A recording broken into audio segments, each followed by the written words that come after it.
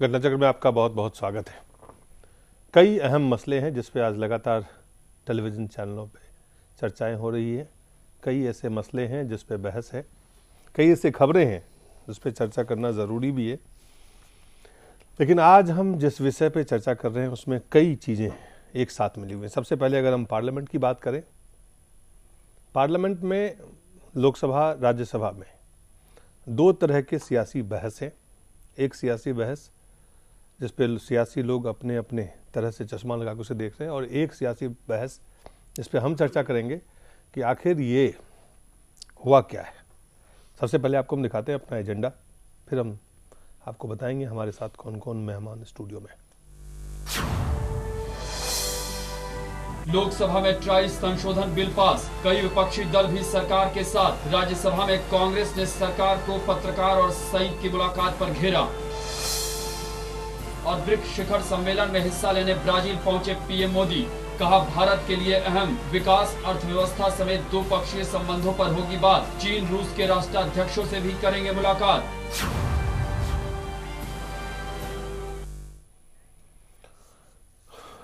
लोकसभा में ट्राई संशोधन bill pass हो गया, और इस संशोधन बिल को पास करने में यूपीए के कई घटक दल, खास करके एनसीपी ने इस बिल का समर्थन किया, बीएसपी ने भी इस बिल का समर्थन किया, और कांग्रेस और सीपीएम ने सदन से वॉकआउट किया।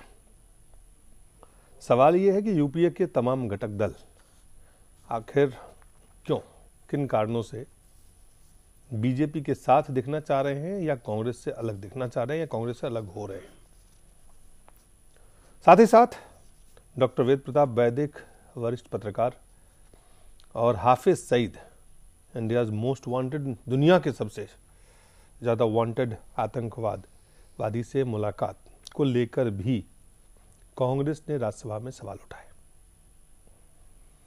हमारे साथ श्याम राजू साहब हैं, राष्ट्रीय सचिव हैं बीजेपी के। बहुत बहुत स्वागत है आपका। हरिकेश बहादुर साहब हैं, पूर्व सांसद भी हैं और साथ ही साथ राजनेता हैं, कांग्रेस के महासचिव रह चुके हैं। और पुष्पन कुलश्रेष्ठ हैं, वरिष्ठ पत्रकार हैं। अवधेश कुमार हैं, वरिष्ठ पत्रकार हैं। आज सबसे पहले अवधेश जी आपसे शुरुआत करना चाहता हूँ जी। लोकसभा और राज्यसभा में दो अलग अलग घटनाएं, एक बिल संशोधन बिल पास होना और दूसरा कांग्रेस की तरफ से एक पत्रकार और हाफिज सईद के मुलाकात को लेकर सवाल उठाना। मैं चाहूंगा कि ट्राई संशोधन बिल जो पास हुआ है उस पर आप हमें बताएं कि उसको कैसे देखते हैं। देखिए, असल में ट्राई संशोधन बिल मेरे हिसाब से तो ये सरकार के बिल पावर का द्योतक है कि भाई जो कुछ भी करना है तो उस पर क्या है करो जी। मेरा मानना यह है कि ट्राई संशोधन बिल तो नृपेंद्र मिश्र को जो है लाने के लिए बदला गया है जी, और उसमें कुछ विशेष तो था नहीं। अब नृपेंद्र मिश्र को अगर मोदी जी को प्रिंसिपल सेक्रेटरी बनाना था तो उसको बदलना जरूरी था। लेकिन कांग्रेस विरोध कर रही थी। नहीं, कांग्रेस का विरोध जो है, आप तो इस समय कांग्रेस का दुर्भाग्य यह है कि कांग्रेस से समझ ही नहीं पा रही है कि उसको जो झटका लगा है उससे निकलने का रास्ता क्या है। तो वो कांग्रेस की समझ ये बन रही है इस समय कि जैसे 77 में हम पराजित हो गए थे और एक साल बाद संजय गांधी के साथ हम लोगों ने ऐसे ही हंगामा वगैरह शुरू किया, सरकार पर हमले शुरू किए, सरकार टूटनी शुरू हुई और हमारी वापसी हो गई।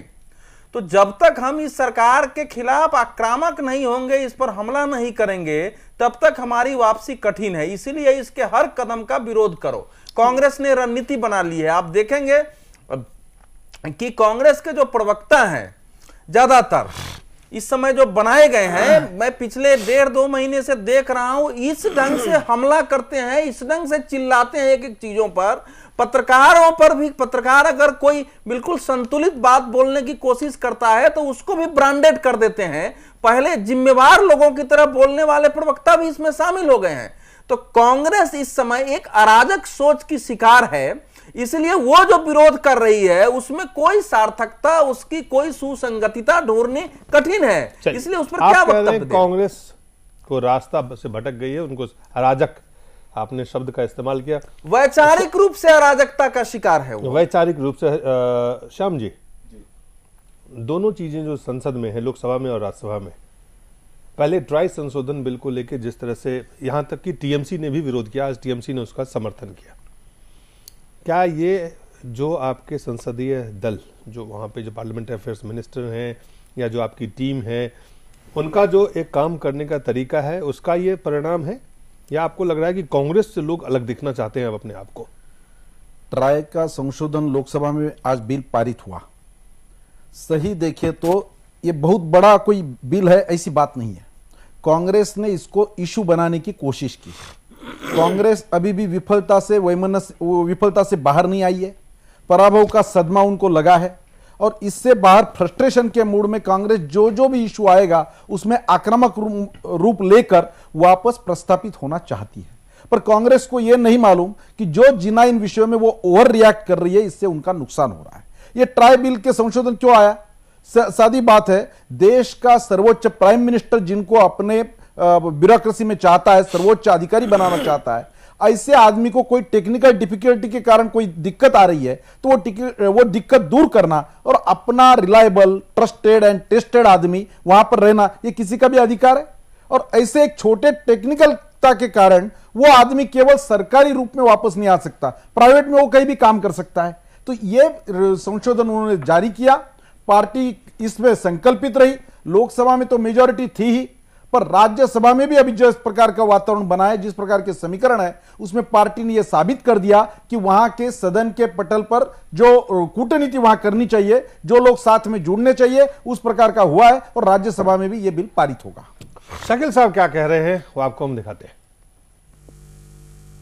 We are not opposing any individual. We are opposing in way the ordinance was sent to the Honorable President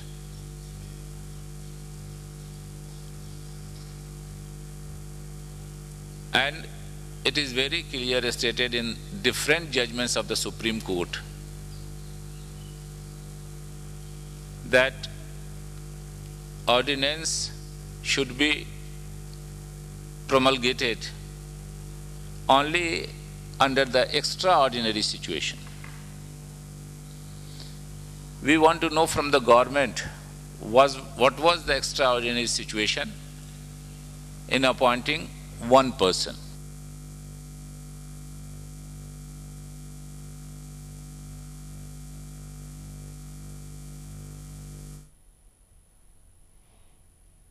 आप जवाब देना चाहेंगे इसको?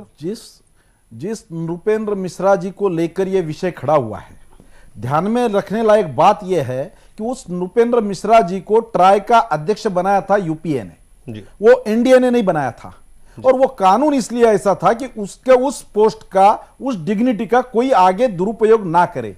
तो यूपीए ने जिनको ट्राई का अध्यक्ष बनाया उनको अभी एनडीए में उन्होंने चीफ सेक्रेटरी के रूप में लिया है, तो इसलिए इसमें उनको दिक्कत नहीं आनी चाहिए। पर कांग्रेस इशू ढूंढने में लगी है और अनावश्यक कंट्रोवर्सी देश में खड़ी कर रही है। वो कह रही कि जो शकील साहब कह रहे थे, एक्स्ट्रा ऑर्डिनरी सिचुएशन की बात वो कह रहे थे, आपको लगता है कि इस बात में जो बात वो कह रहे हैं उसमें लॉजिक है, तर्क है? कांग्रेस इसको बात का बतंगड़ बना रही है। इतना छोटा इशू है, एक आदमी से जुड़ा है, एक टेक्निकलिटी से जुड़ा है, उसके लिए ये अमेंडमेंट आई है। मुझे लगता है कि कांग्रेस को इसमें अमेंडमेंट के साथ रहकर अपना नोबल माइंड बताने की आवश्यकता थी, पर उसमें वो खरे नहीं उतरे।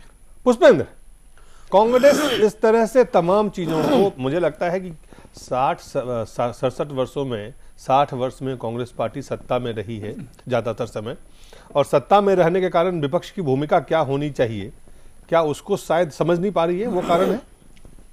देखिए, दो बात हैं।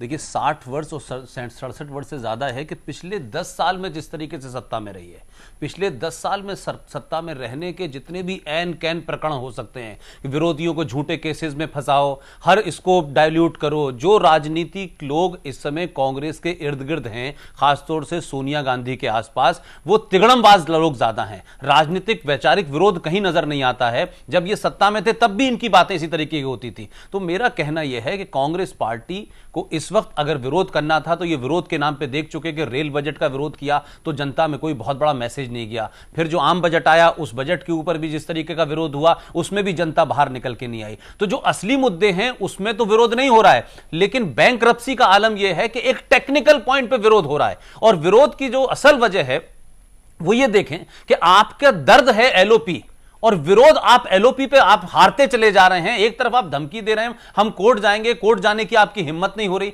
आप कई ऐसे उदाहरण दे रहे हैं एलओपी के ऊपर जो आप ही के बनाए हुए थे और आपने कई बार एलओपी का जो है पूरे पद को आपने हटा दिया था। सवाल यह है कि एनसीपी तो इनकी पार्टनर थी, वो इनको छोड़ के आ गई। टीएमसी तो इनकी पार्टनर नहीं थी, टीएमसी तो बीजेपी के भी खिलाफ थी, जो बीजेडी थी वो भी इनके खिलाफ थी, और जो आखिर में जो है वो एआईएडीएमके वो भी बीजेपी के साथ नहीं थी। ये तमाम लोग क्यों साथ आ रहे हैं? अब बीजेपी कांग्रेस के पास कोई तार्किक या वैचारिक मतभेद या वैचारिक विरोध नहीं है, लिहाजा मुझे लगता है कि सिर्फ विरोध के नाम पे ताकि अपनी इंपॉर्टेंस और अपनी पहचान को लोकसभा में बनाए रखें, राज्यसभा में बनाए रखें कि हां हम हैं। तो एक तो जो बात आप कह रहे हैं कि सत्ता में रहते रहते कांग्रेस पार्टी को यह पता ही नहीं है कि हम सत्ता से हट चुके हैं, और सत्ता से हटने के बाद स्थिति ये विपक्षी दल की भूमिका क्या होती है? शायद लगता है कि यह भी एक कारण हो सकता है क्या कि लगातार आप सत्ता में ये किन प्रकार बने रहे हैं। जो मैंने बताया ना 77-79 का मैं बहुत जानकारी दे रहा हूं, ये मुझे कांग्रेस के मैं कई दोस्तों से समझने की कोशिश किया कि आप लोग अभी इतने आक्रामक क्यों हो। अभी तो सरकार का जुम्मा हुआ है, तो जो कई मुद्दों पे नहीं वो है ही नहीं। उनको है कि बस इस सरकार पर हम जितना हमला करेंगे तभी हमारे कार्यकर्ता जो है सक्रिय होंगे जगह जगह। के सहयोग में उतरे जनता दल यूनाइटेड भी। मैंने ये अली अनवर साहब अवधेश जी आपको मैं अली अनवर साहब के बयान को भी दिखाता हूँ, क्या कह रहे हैं। ट्राई का आदमी सरकार में नहीं रह सकता है, उनको खुद नहीं रहना चाहिए, उनको नहीं रखना चाहिए। यही प्रधानमंत्री जी अपने मंत्रियों के लिए हिदायत दे रहे थे कि कांग्रेस का के यूपीए में जो लोग रहे हैं अफसर जो उनके मंत्रियों के साथ उनको नहीं रखना है। और ये सारा नॉर्म्स जब खुद बात आती है तो वो तोड़ करके, और ये क्या साहब है, एक आदमी के लिए आप कानून में संशोधन का विधेयक लेकर के आए हैं। ये तो एक तरह से डेमोक्रेसी का मजाक उड़ाना है।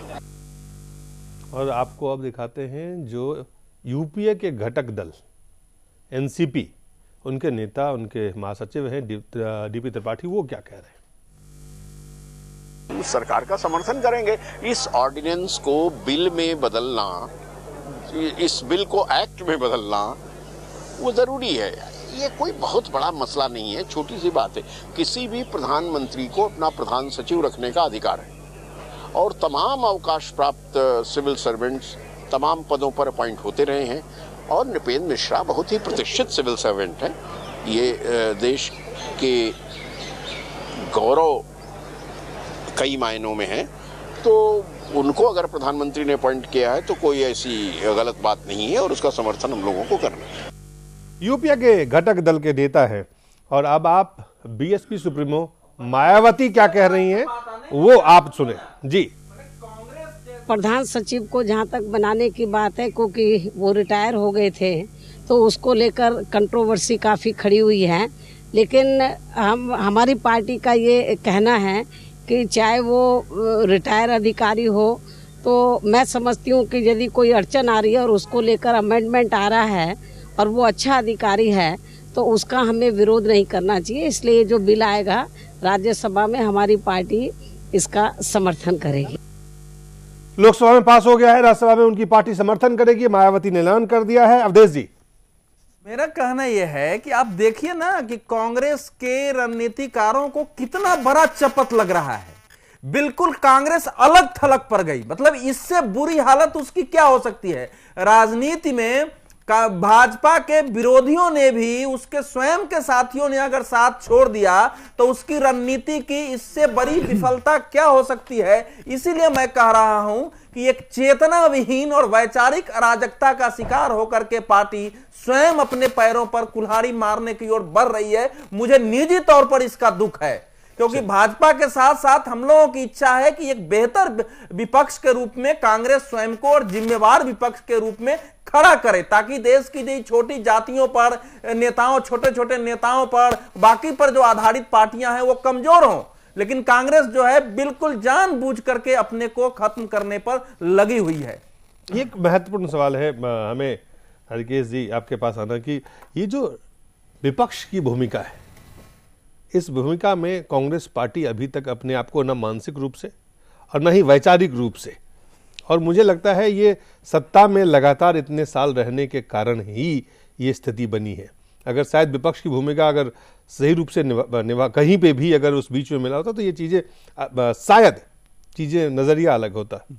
लगता है आप ये कहना चाहते हैं कि कोई काम करते करते अगर किसी को कोई आदत पड़ जाती है तो उस आदत से उसे बदलने जैसे नशे की आदत हो जाती है आदमी थोड़ा मुश्किल होता है, ये आप कहना चाहते हैं क्या? आप इसको मान सकते हैं वैसे, लेकिन कभी कभी थोड़ा थोड़ा समय मिल जाता है कांग्रेस को यह काम करने का भी जी, इसलिए अब की बार भी समय मिला है और कांग्रेस अपनी भूमिका कोशिश कर रही है। हाँ, आप ये निभाने की कोशिश कर रही है। क्या समझ में नहीं आ रहा उनके रणनीतिकारों को, या रणनीतिकार ही गलत बैठाए हुए हैं आसपास? इशूज अलग अलग हैं। विरोध असल में इस बात पर हुआ कि ऑर्डिनेंस ला करके ये संशोधन किया जा रहा है, तो ऑर्डिनेंस जब आएगा तो उसको बिल लाना ही पड़ेगा, क्योंकि उसको 6 महीने के अंदर एक्ट में तब्दील करना पड़ता है। तो एक व्यक्ति का सवाल था, लेकिन सवाल ये नहीं है, सवाल है कि जब एक कानून बना था तो उस समय इस बात को सोचा जाना चाहिए था कि ऐसी परिस्थिति आ सकती है जबकि किसी व्यक्ति को इससे कोई दूसरा भी काम लिया जा सके भविष्य में। जी, ये बात नहीं सोचा गया, और आज की तारीख में अगर ये बात हो रही है तो इसका हम समझते हैं कि कोई बहुत विरोध का इसमें गुंजाइश होती नहीं है। जी, नृपेंद्र मिश्र की प्रतिष्ठा और उनकी जो पूरी उनकी इमेज है, छवि है, वो एक ईमानदार अफसर की और कर्मठ अफसर की रही है। मैं भी उनको बहुत दिनों से जानता हूँ, व्यक्तिगत तो मैं नहीं जानता, लेकिन उनके कार्य के बारे में मुझे जानकारी है। तो उनको प्रधानमंत्री ने अपना प्रधान सचिव बनाने के लिए अगर ये किया है तो मैं समझता हूँ कि ये बहुत ज़्यादा विरोध वाली बात तो इसमें नहीं है जी। लेकिन अब पॉलिटिकल पार्टीज अपने हिसाब से अपना स्टैंड तो लेती ही हैं इशूज पर। चलिए, क्या जो बात पुष्पेंद्र कह रहे थे कि दर्द है एलओपी का श्याम जी, और काम जो है, नजरें जो है सरकार को किसी न किसी तरह से घेरना चाहती है, क्या लगता है कि इसके पीछे सिर्फ इस विरोध के पीछे सिर्फ इतना है कि एक व्यक्ति को लेके आपने कानून में परिवर्तन किया, यहीं तक है आपको लगता है, या वाकई आपको लगता है कि इसके पीछे जो उनकी असल लड़ाई है, जो पुष्पेंद्र जिसके तरफ कह रहे हैं कि वो एलओपी के पद के लिए आपसे लड़ रही है? कांग्रेस का व्यवहार रिजल्ट के बाद बड़ा कंफ्यूज्ड और पझड़ नजर में आ रहा है, इसलिए कौन से विषय में विरोध करके जनता हमारे साथ आएगी इसका भी कैलकुलेशन उनका गलत हो रहा है। अपोजिशन फॉर अपोजिशन, इस प्रकार की भूमिका उनकी इसमें स्पष्टता हो रही है। इसलिए ये सब छोटे मोटे विषयों में वो जिस प्रकार से ओवर रिएक्ट कर रहे हैं, ये उनके पक्ष में नहीं जा रहा है। केवल विरोध अपोजिशन होते हुए भी कभी कभी ऐसा रोल लेना चाहिए कि जिसके कारण देश की जनता उनका समर्थन करे। क्या आपको लगता है कि यूपीए के जो घटक दल थे, जो आपको खास करके एनसीपी जैसे समर्थन कर रहे, पहले टीएमसी ने विरोध किया, फिर अब वो समर्थन कर रही है, फिर बीएसपी भी समर्थन कर रही है, कई पार्टियों ने समर्थन किया, क्या कारण है कि सरकार में आप हैं, सरकार के जो सत्ता का डर है उसके डर से है, या वाकई इनको लगता है कि वो यू टर्न को समझ में आएगी बात क्या है? निश्चित रूप से जो पार्टियां यूपीए छोड़कर बाहर आई है वो कांग्रेस को यह संकेत देना चाहती है कि वो उनके साथ उनको टेकन फॉर ग्रांटेड नहीं लेना चाहिए। जब जब इशू आएगा तो उस पर उनकी भूमिका रहेगी, और कांग्रेस जिस प्रकार का आंख मिचकर जो विरोध का काम कर रही है इसके वो समर्थन नहीं करेंगे, ये संकेत उन्होंने दिया है। जी, अवधेश जी, ये जो नए तरह का तालमेल आप देख रहे हैं संसद में, संसद के अंदर जो है इस वक्त, क्या इसका संसद के बाहर भी सीधा सीधा जो सियासत है उस पर असर पड़ेगा? देखिए, संसद के बाहर का मतलब चुनावी सियासत जो आने वाले राज्यों के चुनाव है उस पर बहुत ज्यादा असर नहीं पड़ने वाला है जी, क्योंकि अभी थोड़ा समय लगेगा भारत में कि सेकुलर और गैर सेकुलर के बीच जो एक पाखंडपूर्ण विभाजन है उसके खत्म होने में समय लगेगा। मुझे लगता है शायद 2019 के बाद वो दूरियां कम होंगी। जो पार्टियां पराजित हुई हैं बुरी तरह, देखिए उनके अंदर एक भय का मनोविज्ञान है। इस समय वो उस आक्रामकता से नरेंद्र मोदी और भाजपा के खिलाफ नहीं जाना चाहते हैं, क्योंकि उन्होंने उसका परिणाम देख लिया है एक।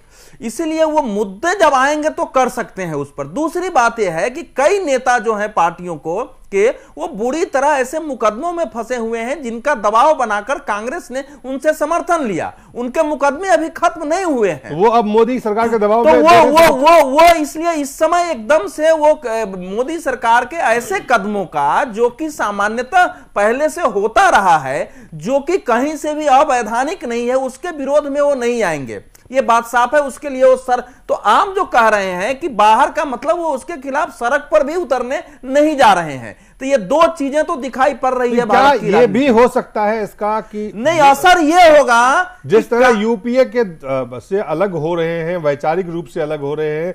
आप इसको देखें, एक छोटा सा बिल था जिसपे अलग हुआ एनसीपी, क्या इसका असर जो चुनाव पे, महाराष्ट्र में चुनाव पे पड़ सकते हैं? इस समय कहना कठिन है, क्योंकि कांग्रेस तो कह रही है कि शरद पवार कांग्रेस में आ जाएं और महाराष्ट्र का नेतृत्व करें, क्योंकि उनको पता चल गया है शरद पवार इसके लिए तैयार नहीं है। भारतीय जनता पार्टी की समस्या यह है कि इस समय अगर बीजेपी चाहे तो उसका एनसीपी से गठबंधन हो सकता है। एनसीपी दिल से चाहती है, लेकिन अब क्या शिवसेना को ये छोड़ पाएंगे? समस्या यहां आती है, जो सबसे पुराना गठजोड़ है। हरियाणा में चुनाव है, झारखंड में चुनाव है, हाँ। आपको क्या लगता है इसमें फेरबदल हो सकते हैं जो गठबंधन है? पुष्पेंद्र? देखिए, मैं नहीं मानता कि ये जो सपोर्ट है इसका कोई इस तरीके का राजनीतिक तत्कालिक मतलब है कि जिसके चलते है। मुझे लगता है ये तमाम छोटी पार्टियां जिस दबाव में कांग्रेस के साथ थीं, उस दबाव में बीजेपी के साथ हैं, वो भी नहीं मानता, क्योंकि ये एक ऐसा इशू था जिससे जनता से जुड़ा हुआ इशू नहीं था, और इसको हर आदमी ये मानता है कि इस मुद्दे को गैर जरूरी तौर पर मुद्दा बनाया था। एक पोस्ट सरकार के, आप यूपीए के साथ हैं, कांग्रेस के साथ हैं, या आप कांग्रेस के साथ नहीं है, यूपीए के साथ नहीं है, आपका एक अपना निर्णय, इंडिपेंडेंट रास्ता है। इस चीज को नहीं, इसमें एक और मैसेज है। आप ये देखें कि एनसीपी जिस तरीके से विरोध में आई है सरकार कांग्रेस पार्टी के, इससे एक मैसेज यह है कि जो बार बार एक दावा किया जा रहा है कांग्रेस की तरफ से कि हमारी तो 44 सीटें हैं लोकसभा में, लेकिन हमारा जो गठबंधन था वो पहले से था, उसे मिला के हम इतनी सीटें हो रहे हैं तो हमें देना चाहिए, उसको भी चोट पहुंची है। तो यह कांग्रेस पार्टी के लिए संकट की बात है कि जिन लोगों के दम पे वो एक ये कहना चाहती थी कि एलओपी आप हमें अगर ना दें तो जो हमारा चुनाव पूर्व गठबंधन था उसको दे दें, उस पर भी चोट पहुंची है। एक बात। दूसरी बात यह है कि जो तमाम सारे कांग्रेसी कह रहे हैं कि एक आदमी के लिए आप ऑर्डिनेंस लाए, इन तमाम लोगों से पूछो कि एक आदमी के इर्द गिर्द इन्होंने चुनाव लड़ा था, एक आदमी था, भारतीय जनता पार्टी नहीं थी, सिवाय नरेंद्र मोदी के अलावा, उसको गाली दी गई, उसको बुरा भला कहा गया। ये चुनाव तो एक ही आदमी के खिलाफ लड़े थे भाई। अगर एक आदमी एक ऐसे आदमी को लाता जो भ्रष्ट होता तो समझ में आता था। नृपेंद्र मिश्र का जो पूरा कैरियर है उसमें कहीं कोई ऐसी बात नहीं है कि जिसमें यह कहा जाए कि वो नरेंद्र मोदी ने इसलिए रखा है कि साहब उन्हें बहुत सारे करप्शन में फंसे। मेरा कहना है पड़ गई भारत की राजनीति में इस समय। दूसरी बात देखें कि आप एलओपी पे आपकी क्या हालत है, आप देखें नृपेंद्र मिश्रा पे आपकी क्या हालत है, और राज्यपालों ने जिस किस्म का बर्ताव किया उससे भी लगता है, मुझे लगता है कि सत्ता जाने के बाद जो लोग सत्ता के थोड़े बहुत भी संस्थानों से जुड़े हैं वो उससे चुपके रहना चाहते हैं। आप शीला दीक्षित का ट्रांसफर कहीं और कर दिए, वहां चली जाएंगी, फिर उसके बाद वहां कर दिए, वहां चली जाएंगी, लेकिन इस पद की गरिमा को ध्यान में रखते हुए इस्तीफा नहीं देंगे। तो यह कांग्रेस की सत्ता से चुपके रहने की भी एक मानसिकता है। जी, क्या यही कारण है श्याम जी कि आज राज्यसभा में एक पत्रकार डॉक्टर वैदिक जी से मिलते हैं जाके पाकिस्तान में, वो मिलते हैं हाफिज सईद से, उसको एक बड़ा उस पर वॉकआउट करते हैं, उस पर हंगामा करते हैं, वो स्थगित एडजर्न होता हाउस। इसको कैसे इससे जोड़ के देखा जाए, इससे अलग देखा जाए? वेद प्रताप वैदिक जी की और हाफिज सईद की जो मुलाकात हुई है वो एक पत्रकार ने अपने खुद के इनिशिएटिव से की हुई मुलाकात है। उसको भी इतना बड़ा मुद्दा बनाकर कांग्रेस क्या करना चाहती है, वही सवाल है मेरा। जो हाफिज सईद को वेद प्रताप वैदिक जी मिलकर आए, उसके बारे में उसका बाकी हिस्ट्री, उसका पास्ट सब जनता जानती है।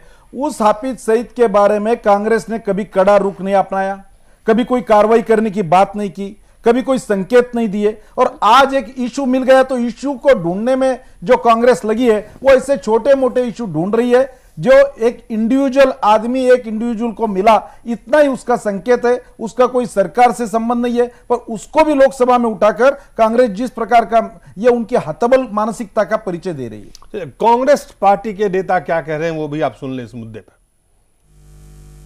प्रताप वैदिक को मैं 3 दहाई से जानता हूँ। वो मंजे हुए पॉलिटिशियन है और आरएसएस की तरफ उनका झुकाव शुरू से रहा है और संघ परिवार के बहुत क्लोज हैं। रामदेव के साथी हैं। कई ट्रस्ट जो आरएसएस चला रही है उनके साथ जुड़ा हुआ है।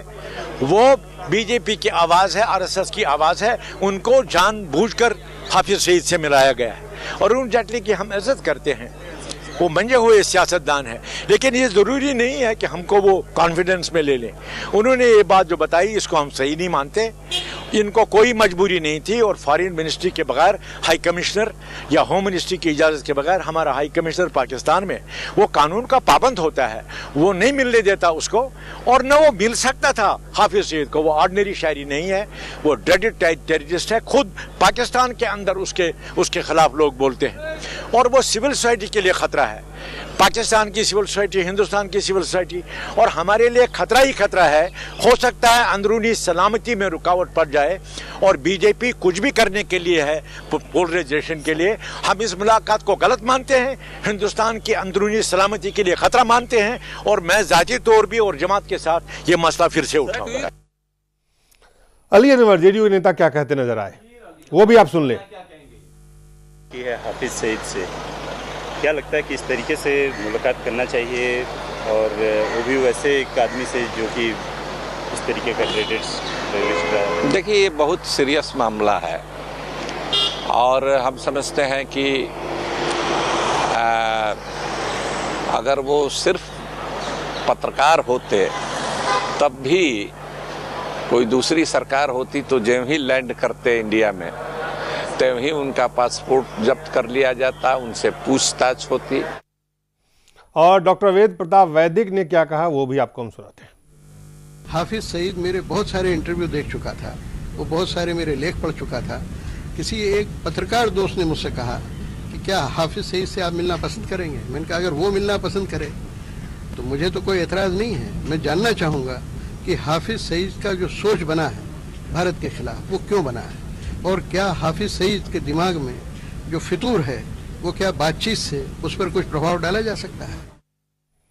बातचीत से क्या प्रभाव डाला? और सरकार के सूचना प्रसारण मंत्री प्रकाश जावड़ेकर जी क्या कह रहे हैं?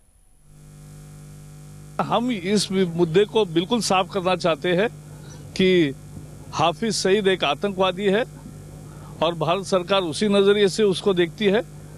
न कोई ट्रैक 2, न ट्रैक 3, न कोई डायरेक्ट इनडायरेक्ट कोई भी किसी को भी ये इस किसी जर्नलिस्ट के इस प्रवास का किसी भी तरह से भारत सरकार से संबंध नहीं है। पुष्पेंद्र, ये आखिर इस मुद्दे को उछालने के पीछे मकसद क्या है?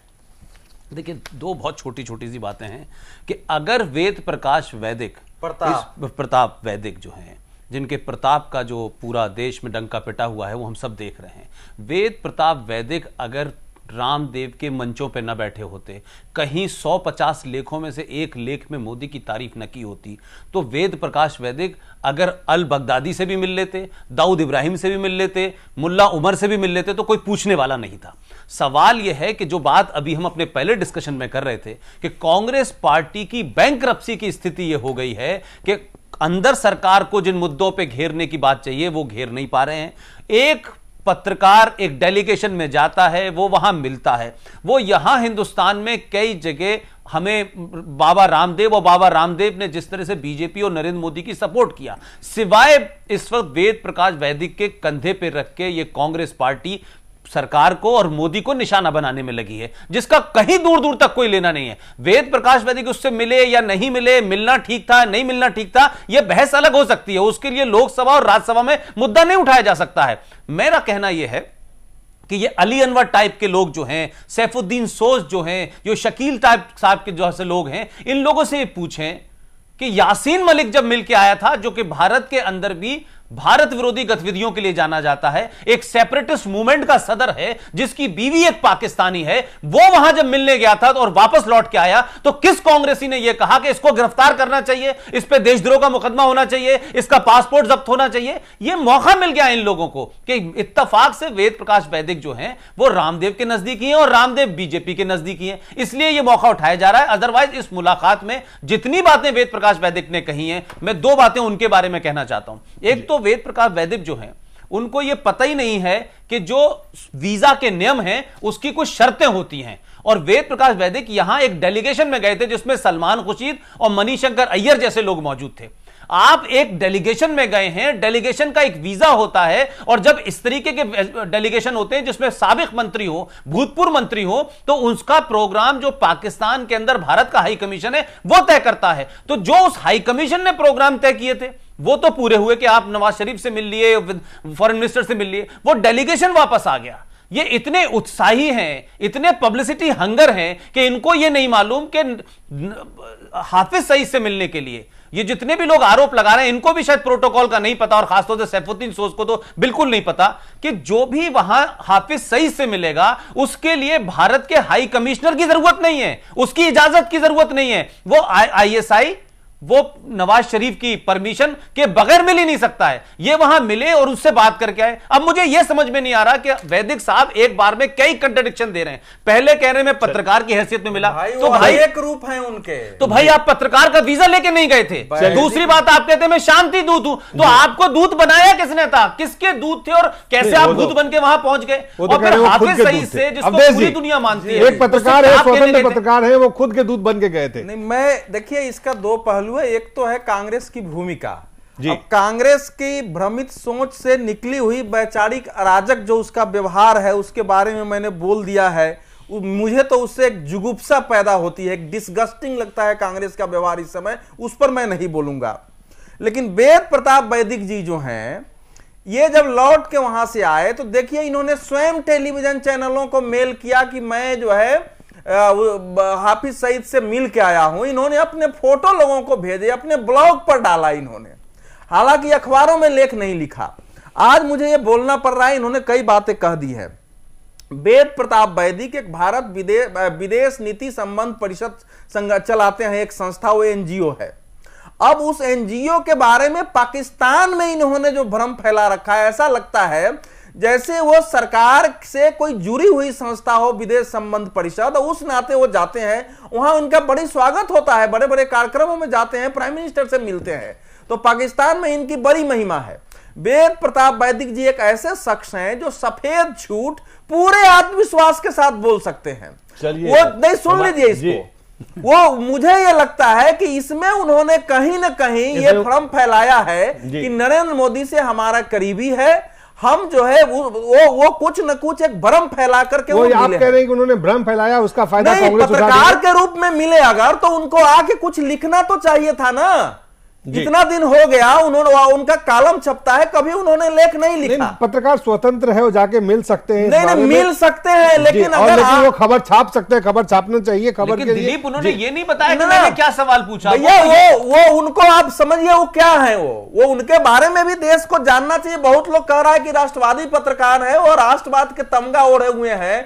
मैं तो ये कह रहा हूं कि वेद प्रताप वैदिक जी अगर वो आरएसएस के मंच पर जाएंगे तो आरएसएस के फेवर में बोल देंगे, कम्युनिस्टों के मंच पर जाएंगे तो कम्युनिस्ट के फेवर में बोल देंगे, और पाकिस्तान में क्या यहाँ स्वतंत्र पत्रकार है। नहीं पत्रकार नहीं है, सुनिए, वो बताते हैं कि नरसिंह राव भी उनसे सलाह लेते थे, अटल बिहारी वाजपेयी भी उनसे सलाह लेते थे, देवेगौड़ा भी लेते थे, मनमोहन सिंह भी लेते थे, राजीव गांधी भी लेते थे, और अभी उन्होंने जरूर प्रचार किया होगा कि मोदी भी उनकी सलाह विदेश नीति पर लेते हैं। तो ये केवल वो पत्रकार नहीं है, वो स्वयं को एक नेता भी मानते हैं, महान कूटनीतिक भी मानते हैं, लेखक भी मानते हैं। ठीक है, पत्रकार के हैसियत से जो आपने बात कही है, अब जरा राजनीतिक दृष्टिकोण भी लेते हैं हरिकेश जी।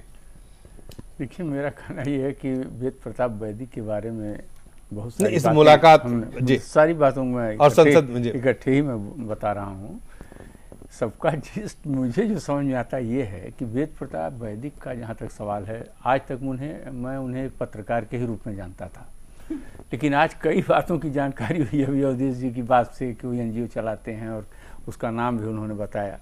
तो इस तरह की बहुत सारी चीज़ें हैं। किसके बिहाफ पर गए थे, कैसे गए थे, इतनी बात तो साफ है कि वो लगता है कि जो बात उन्होंने कही है, मैं समझता हूँ उनकी बात को मानना चाहिए कि वो स्वतंत्र पत्रकार की हैसियत से स्वयं वहाँ पर गए, समय लिया होगा किसी भी चैनल से, चाहे थ्रू पत्रकार किसी भी तरह से, किसी जर्नलिस्ट का उन्होंने जिक्र किया। तो अगर उन्होंने लिया और जा कर के मिले तो एक स्वतंत्र पत्रकार की हैसियत से मिलना, ये तो कोई बुरी बात हम नहीं मानते। इस वजह से कि बहुत सारे उग्रवादियों से पत्रकार बड़े बीहड़ों में, जंगलों में, कहाँ कहाँ जा कर के मिलते हैं जी। जो सरकार उनको खोजती रहती है, जिनको पकड़ने के लिए तरह तरह के इनाम घोषित होते हैं, पूरी मिलिट्री, फौज, सब, सारी पुलिस सब लगाई जाती है, लेकिन फिर भी पत्रकार जाते हैं, मिलते हैं, उनसे बात करके ले आते हैं और लिखते हैं। अब इसमें कुछ कंट्राडिक्शंस हैं। जैसे अभी अवधेश जी ने कहा कि अगर वो मिले तो उन्होंने लिखा क्यों नहीं, तो ये बात का जवाब वैदिक जी को देना चाहिए जी। दूसरी बात ये है कि मैं एक बात इस कांग्रेस इसको क्यों मुद्दा बना रही है, इस आधार पर मैं चलना चाहता हूँ, वैदिक ने जो बात कही है उसको हमें मानना चाहिए। यासीन मलिक की बात अभी उठाई थी पुष्पेंद्र जी ने, तो अभी एक बहुत गंभीर मसला है। अगर वो भी जाकर के मिले, ये तो मान लीजिए पत्रकार थे, स्वतंत्र पत्रकार हैं, पत्रकार को एक स्वतंत्रता है, इस वजह से जाकर के मिले, लेकिन यासीन मलिक किस हैसियत से मिले थे? उनके खिलाफ भी तो कार्रवाई करने वाली बात होनी चाहिए थी जी। इसमें सबसे बड़ी बात जो अभी पुष्पेंद्र जी ने एक बात कहा कि एक खास वीजा दिया जाता इशू होता है जिसके आधार पर ये लोग जाते हैं, जर्नलिस्ट जाते हैं। अगर हाँ, जर्नलिस्ट भी थे और दूसरे लोग भी थे, उसमें अलग अलग तरह के वीजा होते हैं, अलग होता है, का वीजा अलग होता है, वही बात का अलग होता है, वही मैं कहने जा रहा हूँ। तो अगर मान लीजिए जिस वीजा के तहत ये जा करके वहाँ पर मिले और उस कार्यक्रम में भाग लिया, अगर उस वीज़ा नियम में कोई वायलेशन हुआ है, कानून का उल्लंघन हुआ है, तब इसको भारत सरकार को जरूर देखना चाहिए कि ये उन्होंने उचित काम किया, अनुचित काम किया जी। पत्रकार की अपनी एक इम्यूनिटी है, वो एक अलग बात है, लेकिन किसी दूसरे देश में डेलीगेशन में गए तो उसमें किस नियम या कानून का उल्लंघन हुआ, ये बात जांच करने की जरूर हो सकती है। अगर उसके तहत कोई चीज गड़बड़ हुई है तो मैं जरूर कहूंगा। लेकिन जो विपक्ष आरोप लगा रहा है वो तो निहायत ही आपत्तिजनक और घटिया है कि भैया आरएसएस के आदमी, कोई वो सब बातें कोई अगर आरएसएस का पत्रकार है तो उसको भी अधिकार है, उसको भी अधिकार है, उसको भी। तो वो जो आरोप लगा इसमें सरकार क्यों चाहेगी कि एक आतंकवादी से जाकर के ये बात करे? कोई सवाल नहीं। देखिए, अमेरिका ने $1 करोड़ का इनाम सिर पर रखा हुआ है। हमारे बीजेपी का व्यू अलग, अदर देन कांग्रेस। एक सेकंड हमारी बात सुनिए। देखिए, वो जिस व्यक्ति से मिले हैं वो तो बहुत खतरनाक आतंकवादी पूरी दुनिया में जाने जाते हैं जनाब। वो अमेरिका ने उनके ऊपर काफी पैसा भी रखा, $60 करोड़ या कितना, 60 करोड़ रुपए रखा है। सवाल ये सबसे बड़ा ये है कि अमेरिका जो दुनिया की आज भी सबसे बड़ी महाशक्ति के रूप में जाना जाता है, वो उसे पकड़ने की कोशिश क्यों नहीं कर रहा है? जब अमेरिका को पूरी दुनिया को मालूम है कि खुलेआम घूम रहा है, रोज मिल रहा है, रोज बात कर रहा है, भाषण कर रहा है। अभी वो लाहौर, एक पक्ष और अभी लाहौर, एक सेकेंड, लाहौर में जाकर के एक पब्लिक मीटिंग किया है, सब कुछ यहाँ पर अखबारों में रिपोर्ट हुआ है। ऐसे व्यक्ति को अमेरिका क्यों नहीं पकड़ पा रहा है, जबकि वो पाकिस्तान को इसलिए एड देता है कि आप इसको टेररिज्म के खिलाफ अभियान चलाइए, टेररिस्ट को पकड़िए। ये सारी चीजें अमेरिका करता है, इसीलिए उसको पैसा देता है, लेकिन अमेरिका कोई दबाव पाकिस्तान पर बनाता है जी। पुष्पेंद्र, तो ये भी बात देखने की है कि उसकी एक्चुअल स्थिति क्या है। अभी केवल इसलिए बनाया कि नरेंद्र मोदी अमेरिका जाने वाले हैं। देखिए, उसने केवल अपनी कूटनीति के लिहाज से किया, उसको पकड़ना नहीं है। मैं आपको बता दूं, ये भी बताएंगे यही शायद, पाकिस्तान में हाफिज सईद एक लोकप्रिय व्यक्ति है, जनता के बीच भी और सेना के बीच उसकी अति लोकप्रियता है। वो सेवा के काम करता है, जो छवि सेवा के नाम पे आतंक फैलाता है। आप उसमें सेवा का काम करते हैं, सेवा के नाम पे आतंक फैलाता है। यहाँ पे और कुछ किया नहीं किया, लेकिन पाकिस्तान की, जब मैं दूसरी बात करूं, पाकिस्तान के आवाम के अंदर उसकी छवि जो है ना वैसी नहीं है। पाकिस्तान भारत विरोधी काम लगातार कर रहा है। 70 साल से 4 युद्ध लड़ चुके हैं भारत और पाकिस्तान जी। 4 युद्ध भारत और पाकिस्तान के बीच में हो चुका है। वहां पे वो अगर उनको मसीहा मानते हैं तो मानते रहे, लेकिन वो भारत में जो काम करते हैं वो महत्वपूर्ण है। श्याम जी, निश्चित रूप से एक पत्रकार के हैसियत से वैदिक जी ने वहां मुलाकात की है। उसको पॉलिटिकल कलर देके कांग्रेस अपना क्या कहना चाहती है वो हमें नहीं मालूम, पर इसके पहले हाफिज सईद का भूतकाल पास्ट सब मालूम होते हुए भी कांग्रेस ने आज तक उसके बारे में कुछ कार्रवाई करने के संकेत नहीं दिए। Pushpendra, last word. एक पक्ष जो है, आप इस बात को भी समझिए कि आज पूरी दुनिया में बार बार भारत का हर टेलीविजन अखबार यह कहता है, भारत सरकार जब भी बातचीत होती है पाकिस्तान से, जब टेरर का सवाल उठाती है, चाहे वो बीजेपी हो चाहे वो कांग्रेस हो, यह कहती है कि दुनिया का सबसे मोस्ट वांटेड जो है वो आप है, वो आप हमें क्यों नहीं देते। पाकिस्तान के इस पूरे जो एपिसोड हुआ है, पाकिस्तान की सरकार, नवाज शरीफ की सरकार, पंजाब के अंदर उनके छोटे भाई की सरकार, उसकी मिली भगत से ये जो एक्सरसाइज हुई है, मैं ये कहता हूं कि वेद प्रकाश वैदिक जो है पाकिस्तान के उस एजेंडे में फंस गए जिसके चलते आज पाकिस्तान ये साबित करने में कामयाब हो गया कि जिसको पूरी दुनिया, जिसको भारत सुबह से शाम कहता है दुनिया का बड़ा टेररिस्ट, सबसे बड़ा आतंकवादी, इससे परिवर्तन नहीं होता। आतंकवादी किसी आतंकवादी से मिल ले तो आतंकवादी सामाजिक कार्यकर्ता नहीं बन जाता है। मैं नहीं, कुछ और कह रहा हूं। मैं ये कह रहा हूं कि इस पूरे एजेंडे में पाकिस्तान का एक एजेंडा कामयाबी होता है कि जैसे ही उन्होंने मिलने की मुलाकात की इजाजत दे दी, ये वेद प्रकाश वैदिक मिलकर आए हैं, उससे उसने ये साबित कर दिया कि आप खामखां कह रहे हैं कि दुनिया का सबसे बड़ा आतंकवादी है, पाकिस्तान ने छुपा के रखा है, कोई भी आए कोई भी मिल ले, तो उसको डाइल्यूट करा है। इस इशू को समझने की कोशिश कीजिए कि आपने वहां गए और मिलके आ गए और उसके बाद आप भारत के अंदर कहेंगे एक छोटा सा ब्रेक लेते हैं, ब्रेक के बाद जल्द वापस लौटते हैं छोटे से ब्रेक।